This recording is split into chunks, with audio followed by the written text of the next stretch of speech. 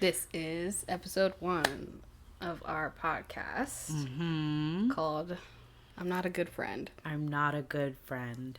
Because I'm not a good friend. Neither am I. So let us introduce ourselves. My name is Taisha. I'm Priscilla. And we are terrible friends to everyone else. But not to each other. Sadly, but not. I don't know. It just, that's what we've been told. Mm-hmm. So this is our discussion of that. How we've been advised by friends throughout our lives or other relationships that we're just not good friends. Mm-hmm. Lost relationships. Mm-hmm. Things died out.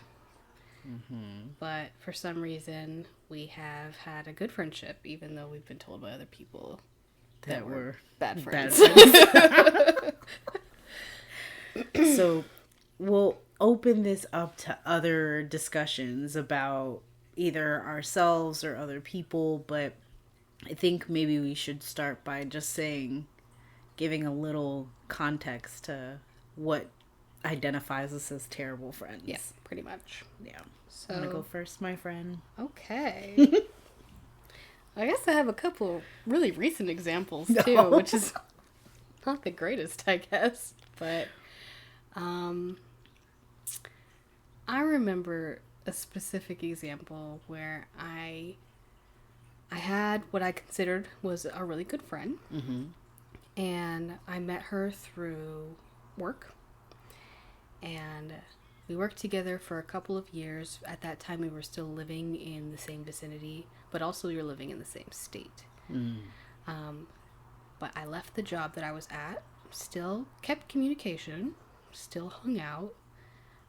But once I left the state that I was in, I obviously had other things going on, moving, having a new job, being in a different state, meeting new people, new relationships, and our communication dwindled off. Mm-hmm. I would still try to check in, or whenever she messaged me, I would reply all the time. But I'm not the best at reaching out first. But I didn't think it was an issue because that's how I've always been. Got it. When even we were in constant communication or we hung out all the time, I was never really the first person to reach out. But I would always respond. Mm-hmm. And I always, whenever we met up, that it was as if we never stopped hanging out. Yeah. You know, things would just pick up just like that. But I got a message out of the blue the other day. Well, not the other day. It was a while ago now. But it was her saying that she was mad at me because she felt like I didn't value the friendship anymore because I didn't make enough of an effort. I felt bad. I had no idea that she even felt that way. Yeah. This was the first time she brought it up. I was like, oh my gosh, well, this is no reflection on how I feel about our friendship. I do value your friendship, and if that's what you need, I'll try to make an effort. I'll try harder. So I tried to reach out, and you know how things go. You try, and you make an effort, and I was trying to talk every week, and then every month, and then every few months, and then I just stopped. And then we haven't talked since. And now I'm just embarrassed. Like, if I reach out, is she going to respond? Or is this her confirmation of knowing that I no longer value the friendship? I do value her friendship. And I want what's best for her. But if she feels like me not reaching out is not... I don't know. I guess she doesn't want to keep the friendship after that.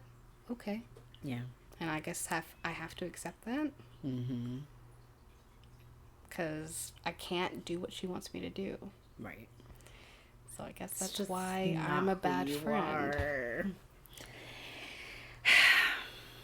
But I've had some friendships for, upwards of 15 years with the same people. Mm-hmm. And my communication is the same. Yeah. It's not like I communicate with more people than others. Mm-hmm. With my mom. with my sister, with my friends, with my husband. Those people know that this is the way I communicate. Yeah. My best friends, we have to be in a group chat because I will read all their messages and respond, but they're the ones constantly talking. I just chime in like, hey, I'm still alive. What's up? 30 days love you later. guys. 3 to 5 business days later. Oh yeah, haha, great conversation. Or like I'll update that on my life news and then we'll talk for like an hour and then we don't talk for another, I don't know, a couple weeks. But I love them. They're my best friends. If I was going to have a wedding, which I did not, I went to the courthouse, then they would be there. Yeah. I was in one of their weddings. Like, they're my closest friends, but they know that I will not talk to them every day, let alone every week. Yeah. Maybe once a month. That's okay. But that's why I'm a bad friend, apparently. Or one of the reasons. One of the most recent scenarios that I can think of. I feel like the same happens for me. I grew up with most of my friends being guys. I was the little girl boy in the group, right? Girl boy. Girl boy, because I was a girl, but I identified as a ruffian with them. And I communicated kind of like the boys did. They talked every so often. They didn't have like any deep or profound conversations, and they were all still friends even if they didn't communicate with each other for like 6 months. Right. So I felt like that was normal. And then as I got older and I was building friendships with girls, I realized, oh my gosh, it's so much work. Like, you have to think about their feelings, and you have to think about, their day-to-day lives, their boyfriends, their girlfriends, like whatever their stuff is, and you have to like get invested. And I was like, this is a lot. My own situation seems like a lot for me to take that on, to take your stuff on too. Maybe I'm too lazy for it, because I can't, I don't know. I don't have the brain capacity for it. And then that's made me a terrible friend. Like, I feel like a majority of like my good relationships were with coworkers, because you're there with them every day, you see them all the time, you have like these deep and profound, whatever. And like on the weekends it was like, okay, we're gonna meet up again, even though, I mean, you think you'd be sick of a person 5 days a week, you see them 8 hours a day, you see them more than your family, but like it would be cool to be able to do certain things that you can't do at work, and some stuff that you do at work that you're not actually supposed to do at work but you still do at work, that kind of stuff. But you kind of had these relationships, and then when you moved on and you did another job and now your hours aren't the same, and I live in the same damn city, but I'm not driving all the way over there to see you anymore, or something else intrigues me, you get into a relationship. Or you get close with your new coworker. Right. But now it doesn't mean, I feel like. It doesn't, and I've tried, like, in the past, maybe 2 or 3 years, no, it's longer than that, from like my previous job I was telling you about at the law firm, I had who I thought were really cool people, and I tried to keep up with them, but because of circumstances, we no longer talk to each other. And I was like, this was my chance to like make it up and be a better person and communicate, and that got thrown to the side. And now here I am, trying to build better and stronger relationships, but only with people that understand how I am. I think that was the learning part of it for me, of like knowing who I am, and that I need people who understand that I have other priorities. And not to say that like my friendship isn't a priority, but it has to, like, there's levels to it. You have a life. I have a whole family. Like, I have a whole husband, a whole 3 kids. Like, those kids take up a majority of my brain cells, and then I still have to think about siblings in the area. You have your parents. You absolutely. have work. You have church. You have other activities that you're doing for your own self-care, things that you want to do and hobbies that you want to enjoy. Yeah, you can enjoy some of those things with friends, but sometimes they're not the center of your life. No. And I feel like your true friends are going to know that you have things going on. Yeah. But some people can't get past that, and that's what makes me a terrible friend. Yes. At this point, that's what it is. Because it's, I don't know. We've had to think about it a lot, I think, recently, because Jonathan, my husband, posed a good question the other day when you were here. He said, okay, so let's say Priscilla gets a new job. Mm-hmm. Are you guys still going to hang out? Yeah. And talk as much as you do? We were like, yeah. Yeah. She's course. my soulmate. Yeah. and then I think we sat with it for a while, and we both were like, Are we? Because I'm thinking about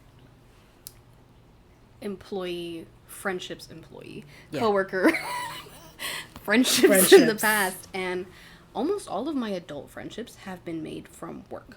Because that's all we do. I don't have any other specific hobbies. Like, I get if you go biking. Mm-hmm. Now you have bike friends. Yeah, you meet up with your bike friends. Or, I don't know, you go crocheting and you have a crochet community. We gotta do that. We should start crocheting. Make more friends. Yeah. That we can't keep up with. But like, go ahead. Oh, we go out to the bar, we met there. That's not reality. Nobody does that. Yeah. So I've always met my adult friends through work. Mm-hmm. I think maybe at least one, maybe two good friends that I hang out with outside of work that I've made at each job that I've been at. But, you know, I've never held a job. Not held a job. I haven't been fired, but I just move on, right? Yeah. I've never stayed at a job for longer than I have this one. This is the longest standing job that I've ever had. Sheesh. Other than when I was in high school and I had the same seasonal part-time job for like 8 years. Yeah. But I mean my adult jobs. Mm-hmm. 3 years is the longest. So think about every 2 years I've had a new friend, but also lost, I guess, solid communication with a friend. Yeah. So the girls that I met in Ohio, after I moved out of the state of Ohio, one of them was a flight attendant, so I was able to see her. Yeah. She's traveling all the time. Yeah. But did I fly to Ohio? No. Was I not trying? Was I not putting in effort? Okay. We have to identify what crosses the line between like a friendship and a relationship. Like, because a friendship is a relationship. I would imagine in your life you've had a long distance relationship at one point in time. And I've had one that was in high school that was deep. Like, my mom was invested. Okay, she would, like, if you're short on your plane ticket, my mom's helping me pay that ticket. Okay, but you would make effort to, like, I'm gonna travel to you, you're gonna travel to me. Like, that's an investment because it's a relationship. Yeah. Right? Like, but it's building on hoping that it becomes from a boyfriend-girlfriend relationship to, like, long term. Yeah. When you're talking about a friendship, you're telling me that a part of, and you guys can tell us, because I think we're on the same page of, why am I investing money to constantly travel to you and you travel to me to see each other? If I'm conveniently there, I will make myself available to come see you. Absolutely. I have a friend up in Atlanta. Mm-hmm. She came down for vacation with one of her best friends for their birthday. Because they have like a birthday a week apart. That's cute. I was like, oh, cute. I'm here. They're like, great, come through. And I was like, sweet. Yeah. This is one of the friends that I've had for 15 years. Yeah. Did she come here to see me? No. But she was like, hey, I know you're there. Yeah. I'm coming through. Yeah. And I said, absolutely. Even if you need a ride from the airport, I'll come get you. Yeah. Take you to your hotel or whatever. Yeah. It turned out that they were checking out and their flight was like hours apart from when they had to check out of the hotel. So picked them up from their hotel upon checkout. We went and got brunch, mimosas, hung out. I drove them around with the suitcases in my trunk and then dropped them off at the hotel. Or at the airport. Yeah. At the hotel. And I got to see her, got to hang out with her. And it worked out for the both of us. Did she only hit me up because she wanted somebody to chauffeur her around? No. She wanted to hang out with me. Yeah. But it just worked out that way. Right. And I feel like if I called her and asked her about it, she'd be like, no, that's because you're a good person, you're a good friend. But somebody else, somebody who I've fallen off with, would be like, no, that's somebody using you. That doesn't make them a good friend. That doesn't make you a good friend either. It's convenient. So this is all from from the perspective of how someone feels or identifies as what is considered a good or bad friend. Right. Because I think that... What do you consider a good friend or a bad friend? It's so hard to... I always look at it from the perspective of, like, do you check in and make sure I'm alive? How often? Is often enough. Well, because we go through ghost stages, right? Yes. Everyone does in their lives. No, don't clown about it. Like, you have a group of friends, even if you're like the friendliest person, because my husband Felix is the friendliest person, makes friends. He has everyone in his contact list. He probably calls at least once a month. Okay. Absolutely not. Me? No. Absolutely not. Okay, so but like, you have a ghost stage like in your life where there's a whole bunch of crap that's happening all at once, and you can't call everybody, you can't check up on everybody. And so he's had a situation had situations like that. Like, we've been going through some stuff or whatever, and it's like, also bear in mind, Felix technically is working like 3 jobs right now. Yeah. Like, he's a busy guy, and he still has all these friendships. But that's him, okay? That's not me. And it's just understanding, like, what he does doesn't mean that that's what I have to do. And that was something that took him a long time to realize, because he's like this social butterfly. Mm-hmm. He walks outside, he smiles. He made like 5 friends when he walked to the freaking mailbox, okay? Me, on the other hand, I'm speed racing to my car to shut the door, don't talk to me, and I'm gonna go about my business. Like, then we'll talk about the neighbors. He's like, yeah, I met this person. Oh, they wave at me every morning. I was like, I don't see anybody, and even I do, they don't wave at me. He's like, that's because you have a chronic bitch face all the time. Well, like, it's a defense mechanism. Yes, I don't want to be approached. I don't want people to walk up to me. You grew up in the city. You don't want people to approach you. That's it. Like, so we would go to these different events, especially when he had like that business. So we were always like in Virginia or North Carolina or like Maine, and it's like, this is the highlight of my husband. He lights up. He's the darkest skinned guy, but now all of a sudden he's like your color, because he's so happy. He's like, there's millions of people for me to shake hands and talk to and have conversations, and the whole time I'm dying inside, because I'm like, I don't want to talk to anybody. I really want to just go in the room and be by myself. Yeah. Maybe it's social anxiety. Exactly. I'm realizing, my gosh, we're like diagnosing ourselves all year long. Yeah, we're not doctors, but self-diagnosing ourselves with all of these disorders. We do have social anxiety. We do have problems with like communicating with people because we need time to isolate ourselves and gain our thoughts and try to figure out a reset period too, right, after socializing. What is that thing they say? Overstimulated. Yes, I get overstimulated all the time. I don't know how you do it with 3 kids, because sometimes I get home, the dog wants to like love on me. I'm like, don't touch me. Don't touch me. Well, okay, we tried to find different... Turn it down. So most times when I'm driving to and from work, it's probably in silence. Mm-hmm. So after I drop off one kid, and I've explain this to my husband, please do not call me, do not text me, leave me alone, because this is my time to like be in silence, right? Because when I get to work, it's a very quiet environment. However, I'm with my friends, so mm-hmm. I'm gonna talk to you and mm-hmm. bother you and you know, whatever. But those are my time, the little quiet times that I have to like, you know, decompress. Yes. That's the right word. Yes. And then sometimes, depending on if my husband's coming to bother me, it's after I put the kids to sleep. Now I have about 20 to 30 minutes before I pass out to just be in my own world, watch a movie, sit by myself. TikTok I've been reading some scrolling, books. Reading. 1000% TikTok scrolling. Yeah.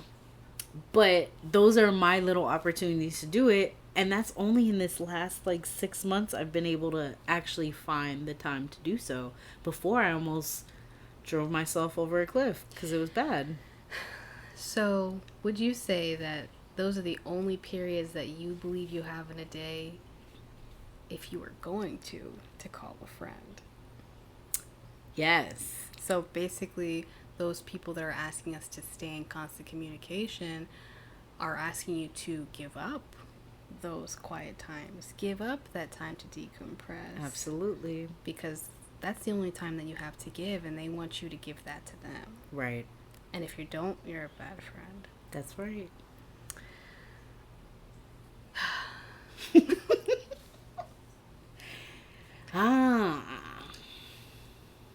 Yeah. I would be curious to see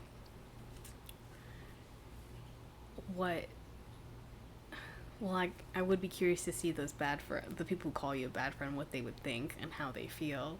I know I can think of another example, but what would your good friend say? Why would they say that you're a good friend? If you are not in constant communication.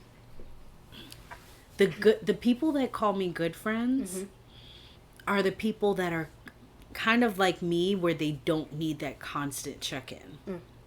So they're like, you're a good friend because you think of me.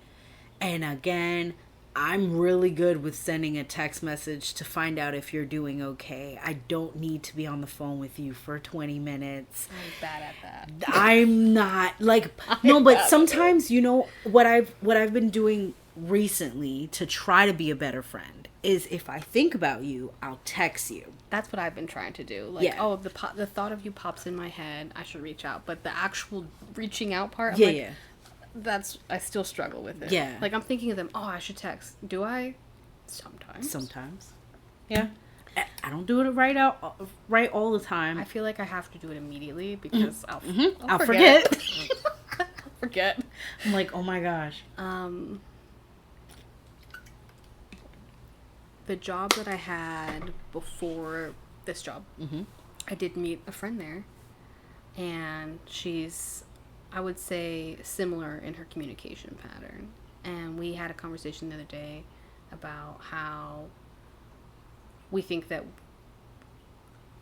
she said that she was happy that I was the way that I was because she knows that I won't resent her for not messaging back if she's not in a good place. And that when we hang out again, I just won't keep thinking about, she never messages me back. Oh, she's fake. Oh, she's not texting me. Because she knows I'm the exact same way. Oh, no, I just fucking forgot.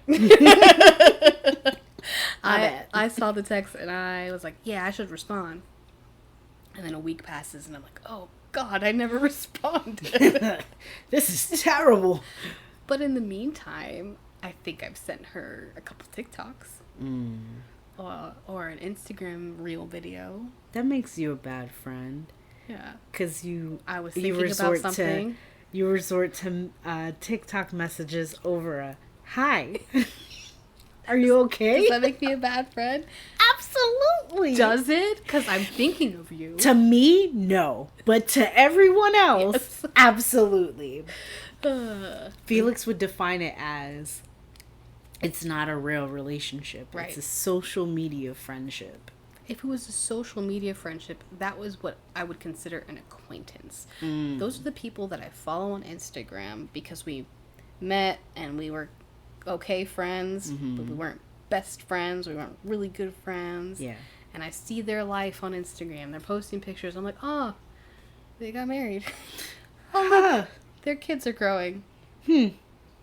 if I see them in person, I'm going to be friendly with them, but I don't talk to those people. Got it. Those are social media friendships, in my opinion. Those Yeah. are people I follow and make sure their life's doing well and they haven't died, and they do the same with me. But do we text each other or call? Never. No. But if we see each other in person, we're like, oh, hey, how are you? We should meet up sometime. Oh, yeah. And then we never do. I have a lot of those. We should get coffee. I don't know. Now I'm at the point of, if you want to hang out with me, and not that I'm a very important person, but dang it, I'm a very important person to my family, right? Right. Book a time, man. Give me a date. Give me a time. Tell me that you want to meet at this time and this date, Right. and I'll make it work. It can't be a we should meet up sometime. It's a, hey, there's a baseball game Yeah. 4 weeks from now Yeah. at 2 p.m. Mm. I have a couple tickets. Do you want to go with me? Hell yeah. I could put it in my calendar right now. Boom. If, hey, there's nothing really going on, but in a couple weekends, you know, my husband's out of town. We have the house to myself. I'm really bored. Can you come over? When is this happening for Rogue? Never. Well, you know he's never here. I know. At least on Saturdays. But no, those are like meeting me halfway. Like knowing that who I am, if you're accepting of who I am, meet me halfway. Understand who I am. I'm understanding of who you are. If my friendship consists of me disclosing to you, like, I can't meet up and hang out on weekdays because I have a job and I have 3 kids. Yeah. And I need to put them to sleep every night. Yeah. We also go to church on this day and this day, so these are not good for me. My best days are Thursday nights, maybe, and Saturday all day and Sunday after 2. Can you make that work? yeah, I don't see why not. But you know, who am I? But then you have, okay, well, when I was younger, I had corporate job. Friends had jobs where they worked at a bar. They're working nights. Yeah. They're available during the day on the weekdays. Got it. Because they work on the weekends because those are the busiest days at the bar. Right? So how do you make it work? How do you see each other? Who sacrifices what time? It is a sacrifice. It of is. time. It's a sacrifice of my time. And theirs. But if we don't meet up for 3 weeks or 4 weeks because our schedules are conflicting, do they now consider me a good friend anymore because we just haven't been able to make it work? I feel like that would be a 2-part. Like both people are. At fault. Yeah. But I wouldn't. I know they have a job. I have a job. It's not working out. Okay. I'll see him eventually. I think us being bad friends, we can understand everyone's situation because we're just like. But the people from the other point of view calling us bad friends are the ones who would never understand that. Yeah, because they're like, but I put myself out there and I like, you know, I I asked to hang out. And you didn't make any effort. And it's like, dude, I make an effort. And not even I'm trying to survive every day. for real. But like, okay, let's get your perspective, right? Because I can always use the excuse, the best excuse of I have a husband, I have 3 kids, I'm busy as hell. Me? You have a husband. And a cat and a dog. Yes. That's it. I don't have Yes. kids. But how then, I think here's where whoever it is who's trying to be your friend is now a bad friend, right? To you, who doesn't have children, but you do have priorities set in place, which is your mental well-being. Yes. So if that friend can't understand that you need time to like be by myself. by yourself, isolate yourself, getting yourself mentally in a better place, or that friend being like, you know what, fuck everything else, I'm gonna come hang out with you and we'll just sit in your house and fucking knit all day, and let that just be the thing because that's what you need right now. Like, we don't need to go to an overpopulated bar. We don't need to go out to the club where Taisha's gonna fall and bust her face on the floor. Like, we don't need to do any of that stuff. We need to just have a movie night. Yeah, that would be a good friend in my opinion. because they are taking my situation into consideration when making those plans. Like, oh, I know some days are good for her, some days are bad. She told me today's not a good day, that she doesn't want to go out, but that doesn't mean I can't see her. I'll ask if it's okay with her if I come over and we do chill things. Right. Plus, we're two old ladies, so doing that, all that going out stuff. My lights are flickering. Oh no. isn't for us. It's like, I'm struggling. That's what your light's saying. But yeah. Does it make sense? I feel like we're identifying that we're not the worst of friends. We just have to... I feel like we know that since we're similar, we're good friends to each other. I got a text from one of my childhood friends the other day. We try to talk every few months. He's always like checking in, of course, because I'm really bad at checking in. And I told him what was going on in my head, and it was about the friendship thing. It was after we had Jonathan brought up the conversation, like, are you guys gonna stay friends after, if you leave your current job? And he said, some friends are for seasons, some friends are for reasons, some friends are for life. And it's okay to let some friendships go if they're not, what's the word he used? I don't remember, but it was something along the effect of if they're not valuable friendships or they don't bring value to your life anymore. I don't think I've ever had, well, that's a lie. There's a couple of friends that I've broken it off with because they just were no good. They were toxic. Yep. Those are the only friendships that I could say that I've removed any value from. They were no longer friends. Other friends that just kind of dwindled and dissipated, I would still consider them really good people. I wish them the best. And if they didn't want to communicate as much as we did before anymore, or consider me their friend anymore, that's okay. If that's what you need, then that's what you need. Now I'd have to say, what do I say? One of my previous good friends. I once had a good friend. She's not dead. We just don't talk anymore. Yes, my previous good friend, A previous good friend. A previous friend. Again, she's not dead. We just don't talk anymore. Putting that out there. We're silly. Do you think we work out together as friends because we're so similar in our communication style? We are similar in our communication styles. We're also we're very similar in like thought processes. Right. You finish my sentences. I don't have to say things out loud. My husband's very jealous about this. He's been working so hard for years to do that. I think we also have similar traumatic backgrounds that make us uniquely paired. Does that make sense? Yeah, it makes sense to me. It does to me too, but I don't know about other people, but that's not their business. Anyways. Trauma bonding. Okay, so yeah. I don't know if it's the same thing because they were different traumas.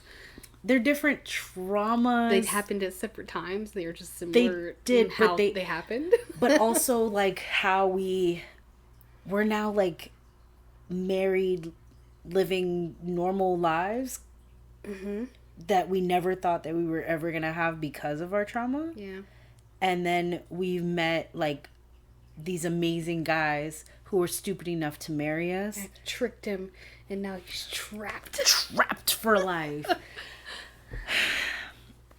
That we lost our self-worth and somehow are slowly gaining it back because of our relationships. Yeah.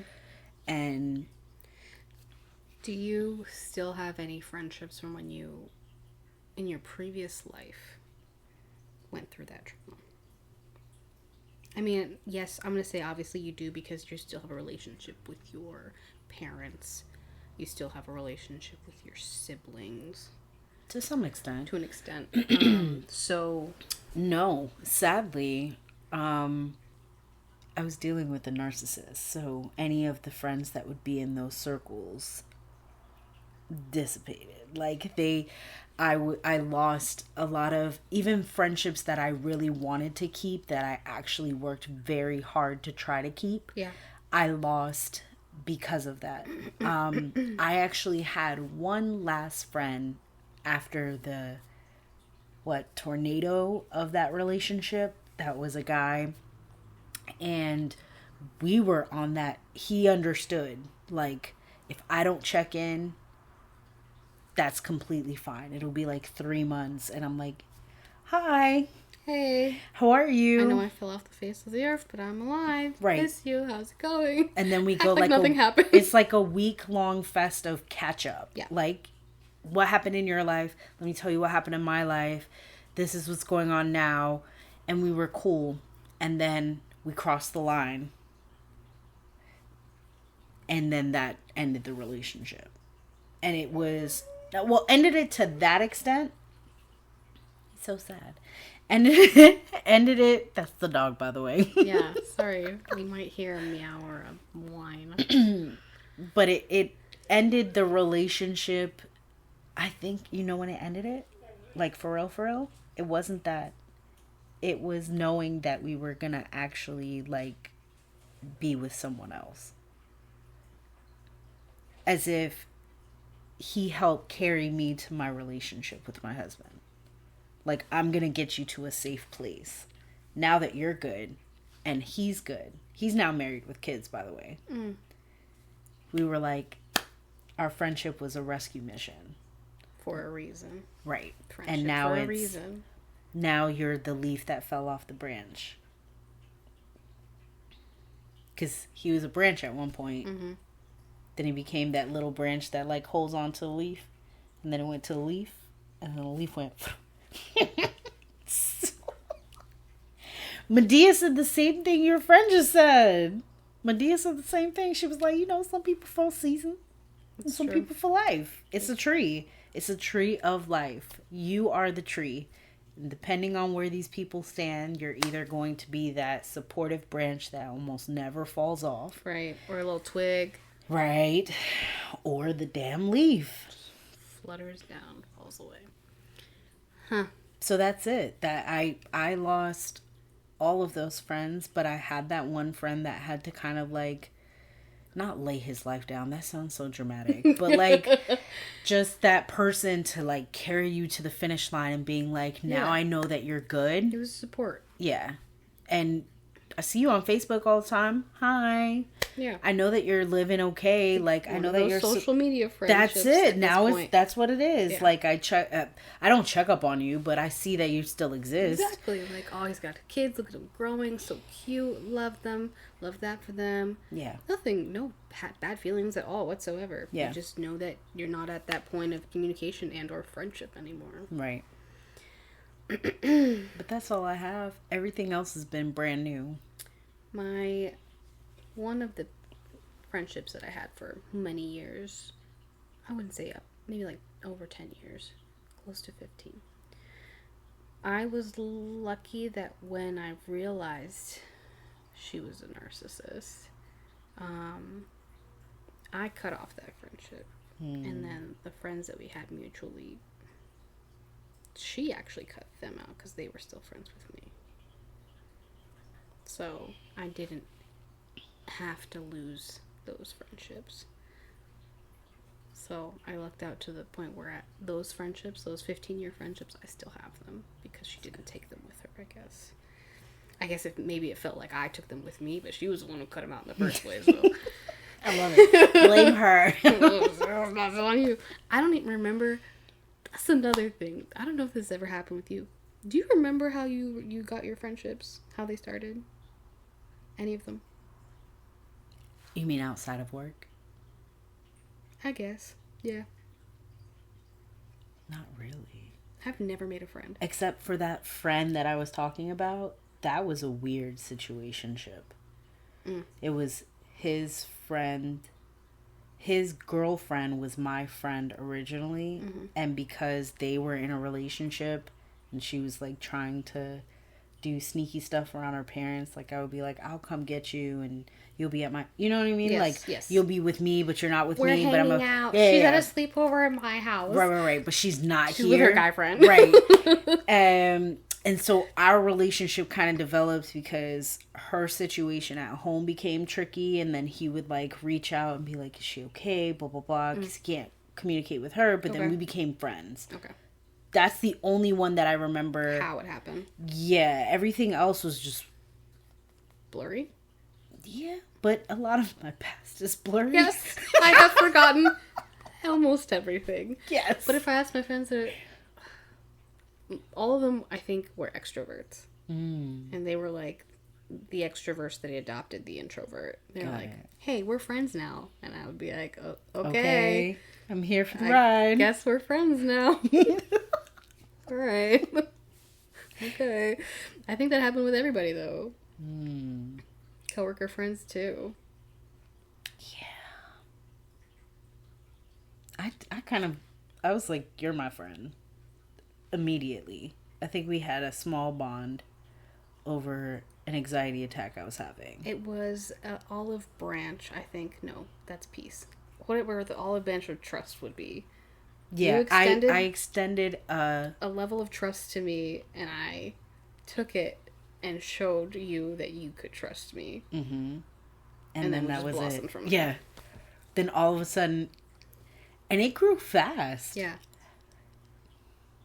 And organically, like, it's weird. And I can't explain it. And like I said, my husband's very jealous about it. Yeah, mine too. Oh, wow. Right? I guess maybe just we have dark humor, sarcasm. I don't know. It's all trauma-ridden, but it's like, it makes us... mental health issues. Right?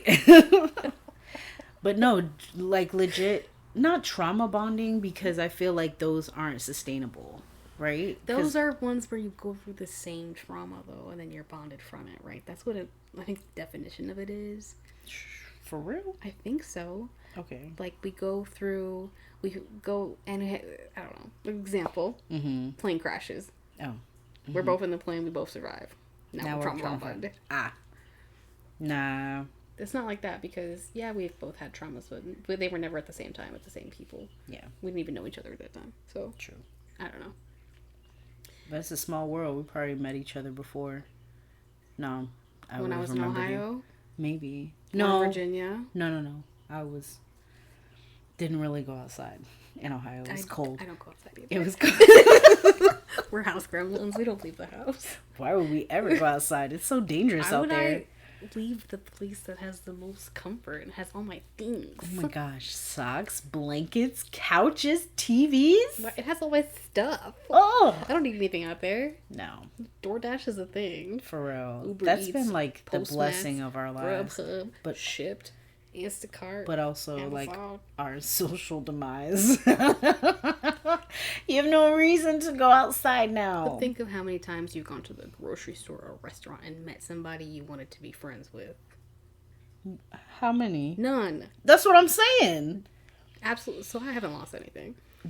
I was just talking to our other coworker because she's in a situationship, but mostly single. And she was like, yeah, like, I don't meet anybody. And I was like, but you don't go anywhere. Like, the only way for you to meet someone is outside. I saw like the other day. It was like, you think Mr. Right's gonna just knock on your door? And absolutely. I hope so, damn it. I'm not going anywhere. It's gotta be the Uber Eats guy, I guess. But then what is it? We came out of our comfort zones to some extent. And then we met our spouses. I stopped just going only to work and went to church and then found my husband at a small group. Mm-hmm. And then you got out of your comfort zone and went on to dating site and met up and have your relationship now with your husband. Right. So all of these were like going outside. You did have to go outside eventually. Yes. But I feel like there's been people who have met their significant others. Well, I guess they eventually had to meet outside too. I was gonna say online. Yeah, but like still gaming. They had like a long-term relationship electronically. Yes, okay. But you have to know what they look like. Yeah. Right. Eventually. Someone has to make the outside visit. Nowadays, there's no reason not to. You have FaceTime. You have cameras on your computer.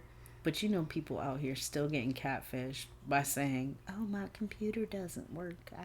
My phone is a flip phone. It's a flip phone. I don't have no FaceTime. Can't take a picture. No, I've never used a camera.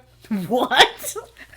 What rock are you still living under? I don't know how it happens. But... Oh my gosh. But yeah, I don't know. So. We're terrible friends to everyone else. But we actually are good friends because we try to make it work within our abilities. Yeah. I try to make it, I don't know, I try. I feel like I'm doing my best. But then there's those days, you know, when you feel guilt-ridden, like, oh, I could do more. I could reach out. I could do better. I could really try. Do you? No. Sometimes yes, sometimes no. Sometimes I make the call. It lasts 5 minutes. That's fine. Sometimes I don't, and I just go into that guilt tunnel where you just dig yourself deeper and deeper, and then you just feel like a worse friend.